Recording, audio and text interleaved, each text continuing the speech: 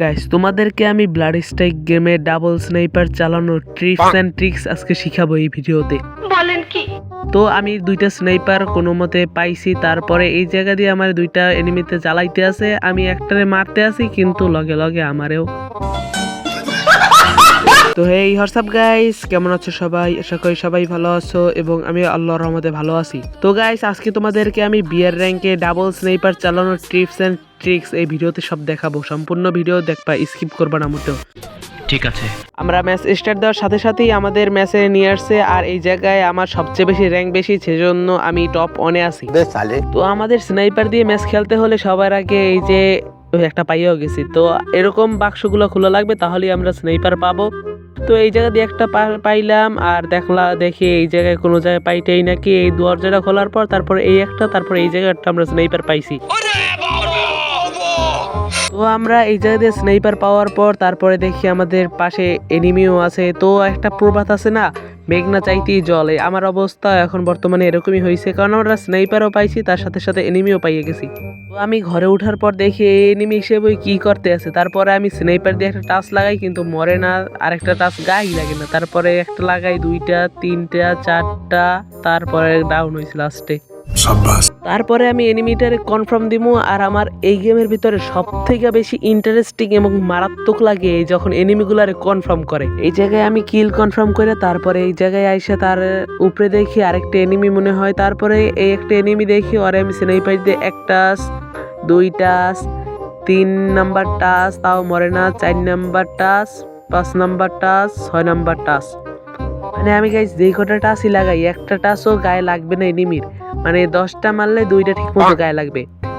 তারপরে গাইস সামনে একটা এনিমি, ওরে আমি এক টাচ, এইটা আমি তাড়াতাড়ি মেরে ফেলবো, এইটা 2 টাচ। তারপরে ওর এখন আমি বাংলা স্টাইলে কনফার্ম করবো যে আমি ওর পিঠের উপরে উঠে এখন মারাত্মক স্টাইলে কনফার্ম করতে যাব, কিন্তু আমারই এনিমিতে দিয়ে দিছে ডাউন করিয়া।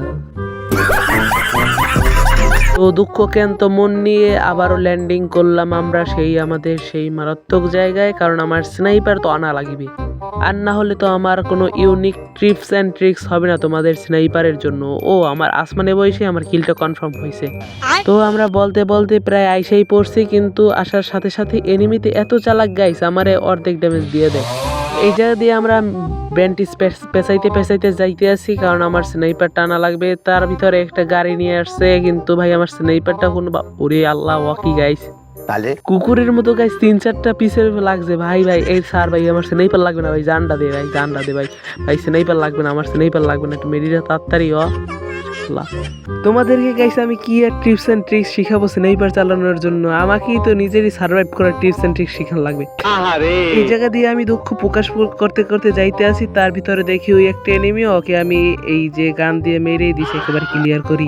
তারপরে আমরা আবারও সে আইসা বললাম আমাদের সেই হারানো প্রপার্টির জায়গায়, কিন্তু এই জায়গায় দিয়ে আমার স্নাইপার পাওয়া যায় না।